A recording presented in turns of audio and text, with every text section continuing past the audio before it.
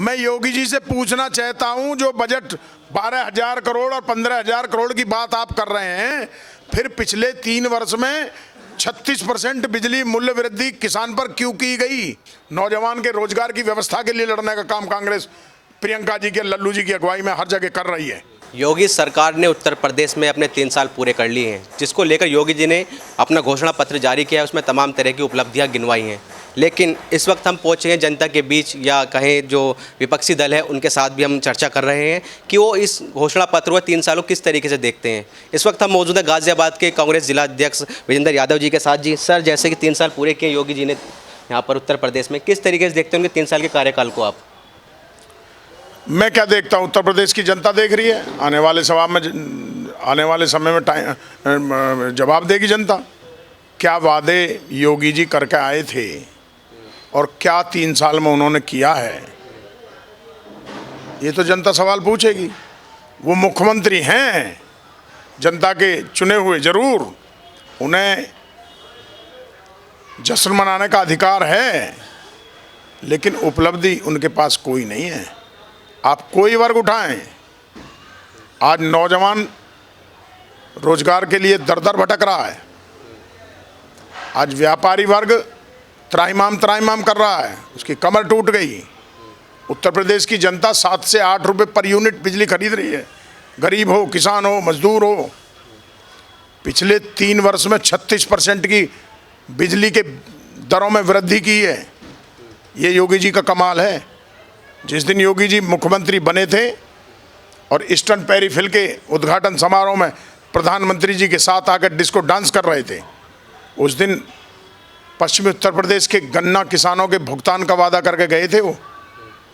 उन्हें याद होगा, मेरी आवाज़ आपके चैनल के माध्यम से अगर वहाँ तक पहुँचे तो मैं इस प्रदेश के मुखिया योगी आदित्यनाथ जी से पूछना चाहता हूँ, घंटा बाबा जी आखिर बताएं कि जो घोषणा आपने की थी 14 दिन के अंदर बकाए गन्ने का भुगतान हो जाएगा। आए दिन तमाम किसान संगठन और तमाम राजनीतिक दल किसानों के भुगतान की मांग कर चुके हैं, लेकिन इस भ्रष्ट भाजपा सरकार के मुखिया के कान पे जूं नहीं रहेंगी। लेकिन सर, कहीं ना कहीं जैसे कि हमने देखा योगी जी कल 18 तारीख को 3 साल पूरे हो गए, 18 मार्च को, लेकिन उनका हमने मैनिफेस्टो देखा, हमने ध्यान दिया, उन्होंने शिक्षा, चिकित्सा, स्वास्थ्य को लेकर कहा कि हमने बड़े बड़े सुधार किए हैं, मेडिकल कॉलेज खोल रहे हैं और जो ज़मीनी स्तर पर जो शिक्षा का स्तर था उसको सुधारा है। अभी मैंने कहा ना, कागज उनके हाथ में, वो मुखिया हैं, वो कुछ भी लिख के दे सकते हैं। लिख के देना, मुंह से कह देना अलग बात है, और जमीन पे उतारना, प्रैक्टिकल करना दूसरी बात है। पिछले 3 साल में तो इस सरकार से कुछ हुआ नहीं है। कौन से शिक्षा का सुधार हुआ है प्रदेश में? बता दें वो कितने प्राथमिक विद्यालय खुले हैं प्रदेश में? बता दें वो एक भी विश्वविद्यालय की स्थापना पिछले 3 साल में हुई है? वो बता दें कोई प्रदेश के स्तर का कोई एक अस्पताल ऐसा खुला है कि जिसका उन्होंने उद्घाटन कर दिया हो? वो बता दें मुझे, अगर वो इसी बात पर आते हैं तो। ये बड़े लंबे कलाकार और नाटकबाज हैं वो गांव की। लेकिन सर, अगर चलिए जो आप बात कर रहे हैं कागजों में, उनके हाथ में कागज है, लेकिन वो कहीं ना कहीं समाज में कहीं भी जाते हैं, अगर कोई भी उनका कार्यक्रम हो, वो महिला सुरक्षा को लेकर बड़ी बड़ी बातें करते हैं, कहते हैं कि हमने एंटी स्क्वाड रोमियो उतारा है सड़क पे, जो महिलाएं यहाँ सुरक्षित महसूस करती हैं। और कहीं ना कहीं अगर महिला भी इसको लेकर कहीं ना कहीं खुश दिखाई देती है कि हाँ योगी जी ने हमारे लिए कुछ किया। आजकल सड़कों में, बाज़ारों में जो पुलिस है काफ़ी मुस्तैद है, जो सुरक्षा को चाक चौबंद किया हुआ है महिलाओं के लिए। अगर योगी जी पिछले 1 साल का खाली गोरखपुर जिस मठ के वो मुखिया हैं और जो उनका जनपद है जहाँ से वो लगातार सांसद रहे हैं, अगर गोरखपुर के 1 साल का आंकड़ा उठा लें तो उन्हें महिला रोमियो स्क्वाड के अनुपात का पता लग जाएगा कि वो क्या कर रहे हैं। मैं पूरे प्रदेश की बात नहीं कर रहा हूँ, खुद गोरखपुर, बनारस, बलिया, इन 3-4 जिलों का कह रहा हूँ। वो आंकड़े निकलवा लें, पिछले 1 साल में कितनी बच्चियों के साथ बलात्कार हुए हैं, कितनी महिलाओं की असमतें लुटी हैं। आज पूरे प्रदेश में महिला बहनें घर से बाजार सामान लेने के लिए जाना उनका दूभर हो गया। ये सरकार कहने का अधिकार नहीं रखती। कितने पिछले 3 वर्ष में उत्तर प्रदेश में भारतीय जनता पार्टी के लोगों की सीढ़ियां ओपन हुई हैं। इनसे निकम्मा और गिरा हुआ तो दूसरा कोई राजनीतिक दल भी नहीं है। मुझे तो घृणा आती है ऐसे लोगों पर बात करने पे। वो बात महिला सुरक्षा की, बहन बेटियों की सुरक्षा की करते हैं, इस्तीफा दे देना चाहिए, जरा भी नैतिकता हो तो उनमें। 2022 विधानसभा चुनाव की आहट 2020 में सुनाई देने लगी है। समाजवादी पार्टी के मुखिया अखिलेश यादव ने कह दिया है कि हम 350 प्लस सीटें जीतेंगे। वहीं योगी जी अब अपने 3 साल के कार्यकाल पर कह रहे हैं कि हम दोबारा से सत्ता में आएंगे। अब कांग्रेस पार्टी किस तरीके से अपनी रणनीति बनाएगी 2022 के लिए? कांग्रेस पार्टी की रणनीति साफ है, हम काम के आधार पर चुनाव में जाते हैं। ये बात ठीक है, हम पिछले दिनों कमज़ोर रहे हैं, लेकिन आज प्रियंका गांधी जी के नेतृत्व में हर दुखित, हर पीड़ित, हर किसान, हर मजदूर, हर नौजवान, हर दबे मैले कुचले लोगों की आवाज़ को उठाने का काम हुआ है। आपने पिछले दिनों देखा होगा, जिस भी हालात में जहाँ से भी आवाज़ उठी, जहाँ से भी मदद की आवाज़ आई, जहाँ भी उत्पीड़न और सरकार की प्रताड़ना लोगों को झेलनी पड़ी, वहाँ हमारी नेता आदरणीय प्रियंका गांधी जी स्वयं पहुँची, कांग्रेस के लोग पहुँचे। कोई दल, सबको अधिकार है। योगी जी कह सकते हैं कि मैं 403 में से 700 सीट जीत के आऊँगा। माननीय मुख्यमंत्री, पूर्व मुख्यमंत्री अखिलेश यादव जी भी कह सकते हैं। लेकिन शीशा सबको चुनाव में दिखाई देगा। अप्रत्याशित रूप से 2022 के चुनाव में आदरणीय प्रियंका गांधी जी के नेतृत्व में कांग्रेस पार्टी एक ऐतिहासिक प्रदर्शन करने जाएगी।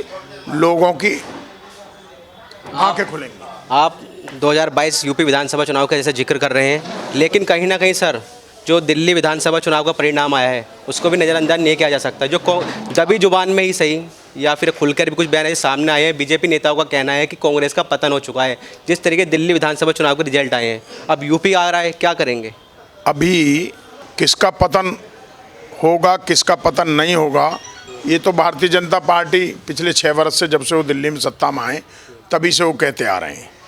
लेकिन आपने देखा, मध्य प्रदेश, छत्तीसगढ़, राजस्थान, कर्नाटक, पंजाब, तमाम और पूर्वोत्तर के राज्यों में किस तरह से बड़ा दल होने के बावजूद भी कांग्रेस को सत्ता और धनबल के दम पर और सरकार के दम पर किस तरह से रौंद दिया, देश की जनता सब देखती है। तो उम्मीदें हैं उत्तर प्रदेश के लिए? उत्तर प्रदेश पिछले 30 वर्षों में खून के आंसू रो रहा है। धार्मिक उन्माद की राजनीति ने और जातीयता की राजनीति ने इस प्रदेश को, जो उत्तम प्रदेश होना चाहिए था, जो इस देश का ध्रुव प्रदेश था, जिसने हमेशा पूरे देश और दुनिया को राजनीतिक दिशा देने का काम किया, वो उत्तर प्रदेश आज जर्जर है। और निश्चित रूप से आप देख लीजिए, 2022 में जिन चेहरों पर चुनाव होगा, उन चेहरों में कांग्रेस का चेहरा सबसे प्रमुख होगा। ये मैं आपसे दावे के साथ कह सकता हूँ। अध्यक्ष जी, जैसे ही आपने अभी बातों बातों में मुझे अच्छा याद दिलाया, आपने छत्तीसगढ़, राजस्थान और मध्य प्रदेश की बात कर दी। अब मध्य प्रदेश जिक्र आता है तो ज्योतिरादित्य सिंधिया तो याद आ ही गए होंगे आपको। खूब अच्छी सरकार संकट में आ गई है, ज्योतिरादित्य सिंधिया पर क्या कहेंगे अब आप? देखिए, ज्योतिरादित्य सिंधिया हमारी पार्टी के राष्ट्रीय नेता थे।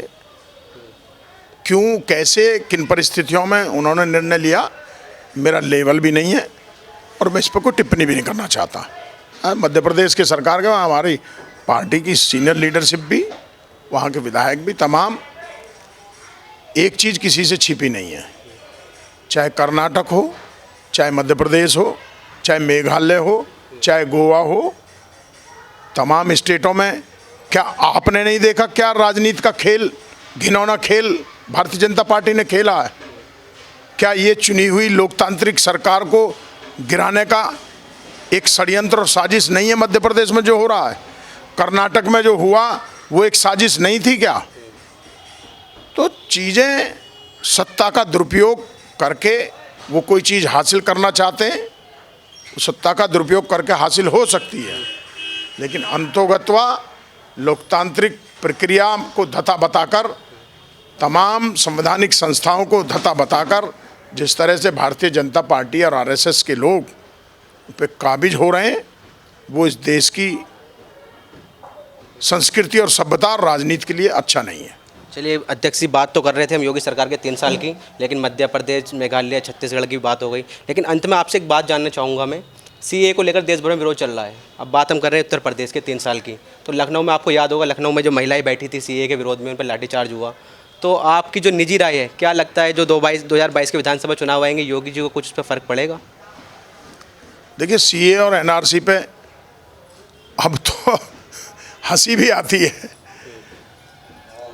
देश के पवित्र मंदिर में, लोकतंत्र के सबसे बड़े मंदिर में, हिंदुस्तान की संसद में प्रधानमंत्री बगल बैठे हों और देश का गृह मंत्री प्रधानमंत्री को आईना दिखा के ये कहे, संसद के अंदर आपने भी देखा होगा कि सुन लीजिए, सुनना पड़ेगा, सुन लीजिए, सुनना पड़ेगा, और सुन लीजिए, पहले ये आएगा, फिर ये आएगा, फिर ये आएगा।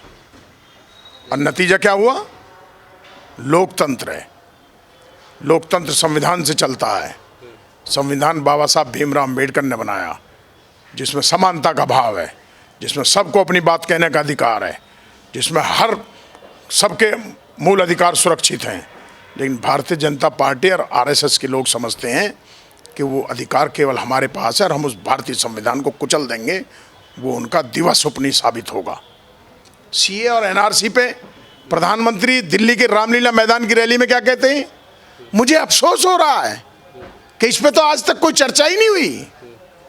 और फिर अभी परसों ही गृह मंत्री ने क्या कहा कि कोई डॉक्यूमेंट दिखाने की आवश्यकता नहीं पड़ेगी, कुछ नहीं होगा, डीबी नहीं लिखा जाएगा। सरकार चल रही है, रामलीला मंडली चल रही है, नाटक मंडली है। ये अजीब सी परिस्थिति इस देश में व्याप्त हो गई है। 2022 विधानसभा चुनाव दूर नहीं है, सभी राजनीतिक दल अपनी अपनी तैयारियों में लगे हुए हैं। नहीं, सुनिए अध्यक्ष, बिल्कुल ये आपकी बात सही है, सीएनआरसी को लेकर हमने आपका पक्ष सुना। लेकिन अब इम्पोर्टेंट मैं आपसे बात करने वाला हूँ। 2022 विधानसभा चुनाव के 20 महीने रह गए हैं, सभी राजनीतिक दल अपनी अपनी तैयारियों में लगे हुए हैं। समाजवादी पार्टी के पास अखिलेश का चेहरा है, योगी जी अपने चुनाव पर हैं ही, अपने जो चेहरा योगी जी का छवि बनी हुई है उत्तर प्रदेश में, और बीएसपी भी मायावती के दम पर कहीं ना कहीं चुनाव जीत जाती है। लेकिन कांग्रेस के पास कौन सा बड़ा चेहरा है जो उत्तर प्रदेश में मुख्यमंत्री पद के लिए सामने आएगा? श्रीमती प्रियंका गांधी का चेहरा आपको छोटा दिखाई देता है? क्या मैं आपसे सवाल पूछ लूं? मुख्यमंत्री पद के लिए क्या? आप सुनिए, आप मुझे बताइए, ये चेहरा पिछले 30 वर्ष में तो हमारे पास नहीं था। आप मुझे बताइए, अखिलेश जी से कम बड़ा चेहरा है क्या श्रीमती प्रियंका गांधी? मायावती जी से कम बड़ा चेहरा है श्रीमती प्रियंका गांधी? घंटा बाबा की तो मैं बात ही नहीं करता, वो तो किसी उसमें ठहरते ही नहीं। आप बताइए, श्रीमती प्रियंका गांधी का चेहरा किससे कम है? श्रीमती प्रियंका गांधी जी का चेहरा दिल्ली चुनाव में भी था, राहुल गांधी का भी था। आप उत्तर प्रदेश की बात कर रहे हैं तो मुझसे उत्तर प्रदेश में बात करिए। उत्तर प्रदेश में मुख्यमंत्री की बात कर रहा हूँ मैं, नेशनल लेवल के नहीं, लेकिन स्टेट लेवल पर किस मुख्यमंत्री बनाएंगे? प्रियंका गांधी जी मुख्यमंत्री होंगी? ये काम मैं कांग्रेस पार्टी का गाजियाबाद का जिला अध्यक्ष हूँ, तो ये काम आप मुझसे तो नहीं करा सकते ना। सर, जब जनता के बीच जाते हैं, जनता सवाल उठाती है कि कांग्रेस के पास चेहरा नहीं है। भाई, आप जब अपने सवाल का जवाब नहीं लोगे तो लोग सुनेंगे क्या? बताएं। आपके सवाल, आप सुनिए मेरी बात। मुख्यमंत्री का चेहरा को मेरे हाथ में नहीं है घोषित करना। कमी खलती है। अरे आप सुनो, आगे मुझे बोलने तो दो। मुख्यमंत्री का चेहरा घोषित करना मेरी पार्टी में, मेरे हाथ में नहीं है। वो मेरी लीडरशिप का मामला है, लीडरशिप तय करेगी।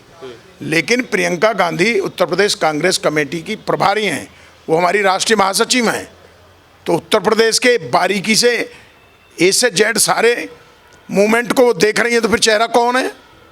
आप बताइए, आप चेहरा कौन है? मैं कह रहा हूं अजय लल्लू जी हमारे प्रदेश अध्यक्ष हैं, आप कहें तो कौन है चेहरा? प्रियंका गांधी जी अगर चेहरा नहीं है तो आप समझ लीजिए 2022 का चुनाव कांग्रेस पार्टी इस आंधी और तूफान की तरह से लड़ेगी। आज प्रदेश की जनता, किसान, मजदूर, नौजवान, वो सब महसूस कर रहा है कि जिस दिन से प्रियंका जी ने उत्तर प्रदेश की बागडोर अपने हाथ में जमा ली है, अजय लल्लू जी जिस दिन से अध्यक्ष हुए हैं, क्या आप महसूस नहीं करते हैं? ब्लॉक से, गली से, गांव से, प्रखंड से लेके समस्याओं को उठाने का काम हो रहा है। कभी तहसील पे प्रदर्शन आपने कांग्रेस का देखा है?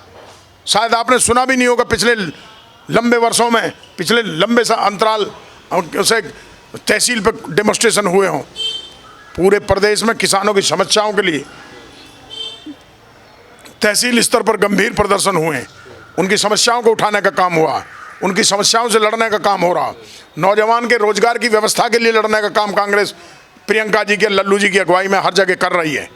क्या आप गाजियाबाद में नहीं महसूस करते हैं कि आए दिन जनता की आवाज़ को किसी न किसी रूप में कांग्रेस पार्टी उठाने का काम कर रही है।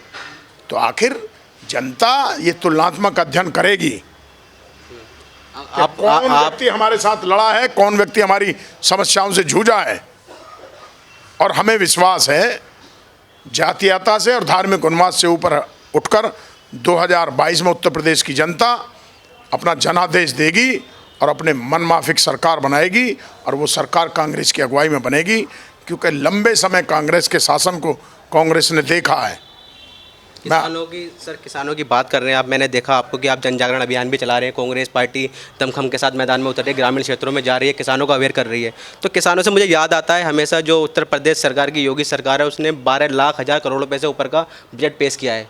उसमें किसानों पर ज़्यादा फोकस किया है। योगी जी ने भी खूब संसद विधानसभा में खड़े होकर कहा है, जो उनके सुरेश खन्ना थे उन्होंने काफ़ी किसानों पर फोकस किया कि हमने दुर्घटना बीमा दिया, किसानों की फसल का मुआवजा दुगना कर देंगे, किसानों को बिजली पानी सस्ती कर देंगे, तमाम तरह की घोषणाएं थी बजट में उनके। तो किसानों पर ज़्यादातर फोकस उन्होंने रखा। क्या कहेंगे? बड़ी अजीब बात, मैं इसीलिए कह रहा हूँ कि ये सरकार खुद विरोधाभासी बयान में फंस रही है। अरे भाई 67-70% किसान प्रधान प्रदेश है ये उत्तर प्रदेश। मैं योगी जी से पूछना चाहता हूं, जो बजट 12,000 करोड़ और 15,000 करोड़ की बात आप कर रहे हैं, फिर पिछले 3 वर्ष में 36% बिजली मूल्य वृद्धि किसान पर क्यों की गई? कहाँ है वो बजट? बजट फाइलों में मानचित्र बना के रख दिया जाता है, उसके ऊपर काम नहीं हुआ, कोई लाभ किसी वर्ग को नहीं मिला। ये पूंजीपतियों की सरकार है। जब इनके आका ने, देश के प्रधानमंत्री माननीय मोदी जी ने 5-5.5 लाख करोड़ रुपया उद्योगपतियों का माफ कर दिया, हिंदुस्तान के किसान का 5.5 रुपया माफ किया हो, तो मुझे बताइए फिर कौन सा बजट है इनका? कांग्रेस की सरकार ने 72,000 करोड़ रुपया माफ करके दिखाया, जो दुनिया की मिसाल है। एक किसान के हक में आज भी दुनिया का कोई देश, दुनिया के किसी देश की कोई गवर्नमेंट किसान के हक में इतनी बड़ी रकम नहीं कर सकी माफ़। ये थे हमारे साथ कांग्रेस पार्टी के गाजियाबाद जिलाध्यक्ष विजेंद्र यादव जी, जिन्होंने उत्तर प्रदेश की 3 साल की सरकार को कहा कि विफलता है उनकी। उन्होंने नौजवान, किसान और जो युवा जो है उनके लिए कुछ नहीं किया। लेकिन इनका कहना है कि साथ ही 2022 में कांग्रेस पार्टी दमखम के साथ उतरेगी और विधानसभा चुनाव में अपनी जीत दर्ज करेगी। हालांकि देखने वाली बात ये होगी कि कौन सी पार्टी 2022 में किस तरीके की रणनीति बनाती है और दोबारा यूपी की जनता का दिल जीतती है। कैमरामैन अनुज के साथ वसीम सब्बाक, नेटवर्क न्यूज़, गाजियाबाद। आप देख रहे हैं नेटवर्क न्यूज़, साहस सच कहने का।